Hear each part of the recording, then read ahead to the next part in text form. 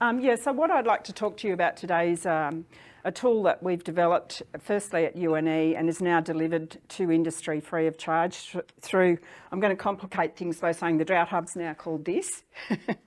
So we've changed names a number of times and it gets a bit complicated.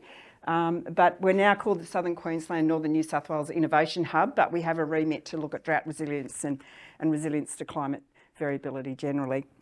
And so what I want to talk to you about today is exactly that, and how this tool might be able to help you to become more on the front foot in terms of what's coming at you and how you can manage your pastures and your soils and your animals. I'm sure you've all got images like this seared in your mind from the last 5 to 6 years. You've probably all got your own collection at home of photos of good and bad, and we had a period in the middle where it was a nice sweet spot, but we've had some pretty ordinary stuff on both sides: drought, bushfires and floods. And unfortunately, I think the reality is that that's what we're going to have to be dealing with going forward. We've got extremes of climate, we've always had that, but it's like the boundaries of those extremes are being expanded for us now, and climate change is part of that. So that's what we're going to have to deal with as farmers, as livestock managers, as cropping managers. These projections that I'm showing you for Armidale can be sourced for any location in Australia from the Climate Services for Agriculture site, which is delivered by the Bureau of Meteorology. And has anyone seen these before? Yeah? Yeah, so what I'm showing you here is average annual rainfall between 1962 and 1991 here, about 780 millimetres at Armidale. Between 1992 and 2021, it had declined to about 750 mils, so already a reduction in that period. And the projections are by 2050 we'll be down to about 700 mils a year. So that's about a 10% decline in annual rainfall. And, you know, I've downloaded that information from multiple locations across northern New South Wales, and it's pretty much the same story. The numbers might vary a little bit, but these are the trends that we're dealing with. A 10% reduction in rainfall, an increase in maximum temperatures, and a massive change in the minimum temperatures we're going to experience. Now, if you live at Armidale, that's actually not a bad thing, but it just shows you the extent of change that's occurring, and that's quite frightening, really. A tenfold increase in the number of days above 35 at Armidale, which is still not many compared to out west. But this one, a 40% decline in frost days. Like, it's massive, absolutely massive change that we're dealing with. And I don't know about you, but as a livestock producer myself, I just feel like I don't have enough tools and enough skills now to deal with this level of variability and be prepared. So that's really the basis of my talk today, is to tell you a little bit about Ag 360, which is a web-based tool that was initially developed by the sheep CRC, then taken on by UNE and further developed. And now, thanks to the funding from the Drought Hub, we can provide it free of charge to industry. And I guess what we're really promoting is the opportunity to be on the front foot in terms of what's the likely weather you're going to be dealing with going forward over the next 6 months, and how can we predict the impact that might have on pasture growth, how much feed you'll have available for your stock, and allow you to do all these things that we want to do, which is maintain ground cover, protect our soils, and have productive livestock that are in good health and well-being. I think we'd all agree that they're all good outcomes. And, you know, this is an opportunity to use a new tool to achieve that, along with your experience and your expertise that you've already developed. This is just something to add to the toolbox. Doesn't replace all your knowledge already or other tools that you already use.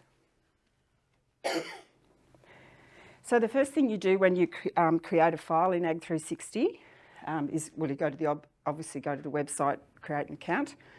And then you're taken through a setup wizard which will help you to map your farm. So you map the paddocks, and then you add the mobs of livestock that are on that farm. And there are, you know, various setup routines to do that. It's not difficult, but we can provide help if you need that. And you also add a rain gauge, and that's what this teardrop is here. It's a rain gauge, which allows us then to bring in the records from the Bureau of Meteorology for their estimate of previous rainfall at your location, and temperatures, wind speed, solar radiation, etc. We use all of that in our predictive models. So once you've mapped the farm and added the mobs of animals, you're in a position to record a whole lot of information about what's happening in your paddocks and what's happening to your animals as well. So you can record numbers, in the different mobs. They can change over time, obviously. You can record, everything's a diary of what's happened over time, date driven. You can record your veterinary treatments, and so it becomes a compliance record if you're ever audited for that. You can record your fertiliser applications to your paddocks, your herbicide treatments, etc., and get records around grazing, what's happened in terms of grazing history across your farm, and also keep a record of all your management dates, so joining, calving, lambing, lamb marking, etc. All that can be recorded in the system. And the beauty of that is that once you've recorded it, it gets used in the models to make predictions about what's going to happen going forward, particularly when you're going to calve and when you're going to lamb, because that obviously affects feed requirements of those breeding animals. And we take account of that in the predictions. Any questions on that before we move forward? Can I just, sorry. Yeah. Sorry, you go first. Does the record keeping fit with the MSA? It's not linked. It's not linked. It's not linked to MSA. Is that what you mean? Well, I just wondered if it is, do you have to, if you do this, do you still have to fill out your other information for the MSA requirements? For MSA, well, it's a requirement to keep a record of veterinary treatments and your paddock treatments as well. So you've got that in one place and you can export that. You can export it. Anything else? Okay, we'll keep moving. So once we know where your farm's located through Google Maps, what we can draw in is a rainfall prediction for that exact location. And this is the only place where you can get a rainfall prediction that is on a 5-kilometre grid for the whole of Australia. So we're customising a rainfall outlook right to where your farm is. So most of the publicly available rainfall outlooks are on a 60 or larger scale grid, and so they're not necessarily exactly pertinent to your farm location. This is downscaled using an algorithm that the Bureau have to provide a prediction for exactly the location of your farm. And every day it's updated. So you've got a 6-month outlook every day you go in, and it will update every day as the models provide new predictions. Yes? Sorry, so where's that data coming from? From the Bureau. Is that available from the Bureau? No, they don't provide it in this format. They don't provide the 5-kilometre prediction scale, and they don't provide a 6-monthly outlook. So this is the only place you can get that. Okay. So once again, this is for Armidale, but you can do this for anywhere in Australia. We're showing the rainfall. So we've got cumulative rainfall up the top here, and we've got dates across the bottom right out to the middle of November. So that's 6 months. The solid line along here is actual rainfall for the previous 40 days. And you can see the little histogram of rainfall events that have occurred. And then we've got a prediction around rainfall for the next 6 months. Okay, so, and we give that as a band of possible outcomes because it's a probability-based prediction. We should think about this in terms of probability and the likely range of outcomes. The median prediction for Armidale is 220 millimetres in the next 6 months, okay, which is quite below average. The upper band, what we call the 75th percentile, is for 330 mils, and the lower band, or the 25th percentile, is for 180 millimetres. Now, you might say, well, that's not much good because it doesn't tell me exactly how much it's going to rain, but certainly it's telling you the trajectory of what we're on and the likely, are we going to be excessively wet, average, very dry. It gives you an idea of where we're heading and what to plan for. So it's very much an important proactive tool. And what I'd say is if you take nothing out of today, just if you create an account and get that, you're ahead. Even if you don't do the recording, you've got a 6-monthly rainfall outlook that you can't get anywhere else. And in reality, if the rainfall that occurs on your property is somewhere in that grey band, the view is that that's a useful enough prediction for you to make better decisions with it. So you might want to know how the Bureau, how we get a 5-kilometre grid scale for the predictions. What happens is we get all the the predictions for a whole range of locations, and there's an algorithm that scales that down, and the same with historical rainfall records. So we can scale that down to predict what might have fallen at your place and use that in the model, but you have the ability to override that if you're not happy with that as a record for rainfall at your place. So this is what you were just asking me. So once again, this is cumulative rainfall up here, and we've got rainfall out to the middle of November again, the 6 months. And each of those spaghetti lines is one of the last 30 years, okay?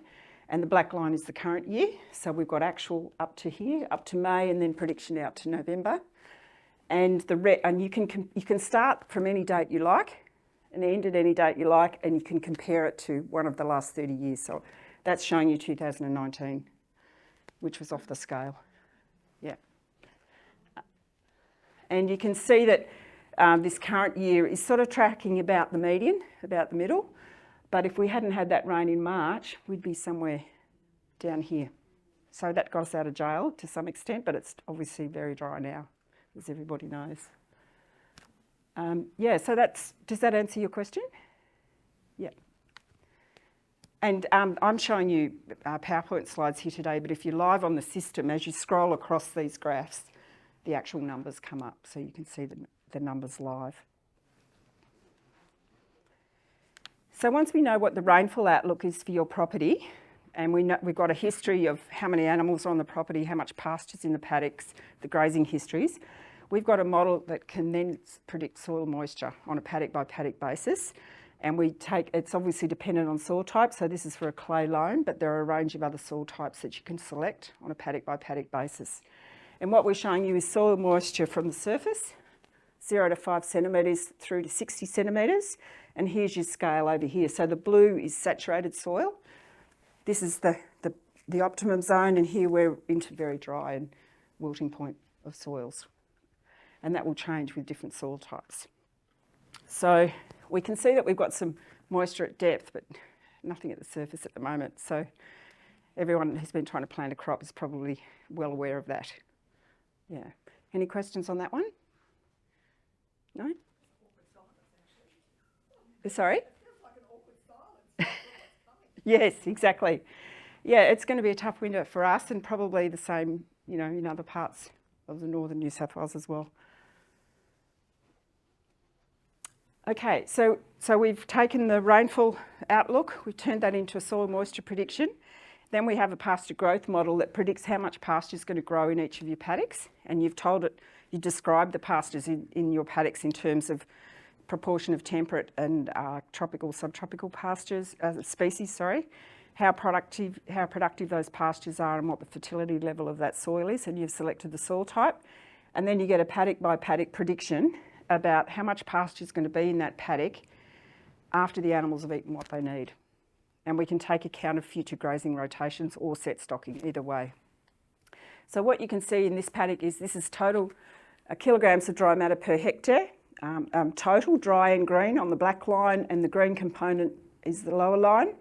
I've set a target of I don't want to go below 1,500 kilos out in September, and so the model is tracking what it estimates that paddock will have in terms of pasture on a daily basis after the animals have eaten what they need, and it's going to warn me if I'm going to fall below that target. And 1,500 kilos is best practice for the northern tablelands in terms of residual biomass that you should keep in your paddocks to protect soils and maintain the productivity of those pastures. And you can see these sort of drop downs here, the ladder going down. That's as animals come in and graze the paddock and then move on again and the pasture recovers to some extent. So it's showing you the grazing pattern as well. I want to ask any questions about that one? Yep. Yeah. So all these various reports, are they available and updated? They're all live. Every time you go in there, you'll get a version of that. Prediction for the next 6 months. It's updated every day. So every day you go in, it could be different because the forecast's changed, or you might change some of the management information or the grazing rotation. So you will see change. You can't expect it to be static because it's totally responsive to the rainfall outlook and the temperature and other weather variables as well. Is it clever enough to go, okay, tropical grass, we're in winter now? Yep. If you get rainfall, nothing goes. Yep. So because it knows where you are in Australia, it will say, well, tropicals are not going to grow now, regardless of moisture. So yes, it does. Provided you've described that pasture correctly in terms of proportion of tropicals versus temperate. Yeah. So now we've predicted the pasture in the paddock based on the information that's gone before. So we can also look at how the animals are going to perform in terms of their grazing rotation and the animal. So we've got We're modelling the pasture in terms of its nutrition, so its digestibility, its protein content, energy content, etc., and predicting how the animals are going to grow. And once again, we can track that against target weight. So these animals are going to be slightly above their target of about 420 kilos, I think it was in this case. And if they start to fall below that, or it looks like they're going to fall below that target, I'll be getting warning messages from the software in terms of emails saying, there's a risk you're not going to make that target, so please go in and have a look at your management, think about what you're going to do to react to that or respond to that. But you're getting it months and months out, not after it's happened. Okay. And the final aspect of this is using a weather forecast to understand when there might be some heat or cold-based risks ahead for your livestock. And this particularly relates to sheep, and it was developed by the sheep CRC, so it's better developed for sheep than cattle. But we can provide a warning around the risk of cold weather for newly shorn sheep, the risk of mortality for newly born lambs, and the risk of heat stress for both sheep and cattle. And I downloaded this the other day, and I've got some recently shorn lambs. So this was a week ago. I actually created this, and it was forecasting today as a day of risk for those newly shorn lambs. And this morning the bombs got that out on the news, as everyone would have heard, probably driving in here, but I had that a week ago. And it takes into account the weight of animals and whether they're gaining or losing weight to provide that prediction. So it's more sophisticated than just a weather-based prediction. It's actually looking at the mob of animals and understanding what individual risk they have, and also takes into account the shearing date and the lambing date. So I guess this is just to summarise what I've taken you through this morning. This is a free software product thanks to the funding from the Drought Hub. And really what we're being able to do is to use a customised 6-monthly rainfall outlook and your farm management information to predict soil moisture, then pasture growth and animal intake, and then animal weight and well-being based on temperature and wind climate conditions. So if you're interested to have a go at setting this up, I have a number of flyers here, so please take one. We can provide online support if you need help to set up, but it is fairly self-explanatory and easy to do. And that's what the website looks like when you first go in there before you create an account. That's my email address if anyone wants some more information. But please also take a flyer, and there is a contact us button on the website, and we respond to that very quickly if you're needing help. So, Alex, I think that's it. Thank you. All right.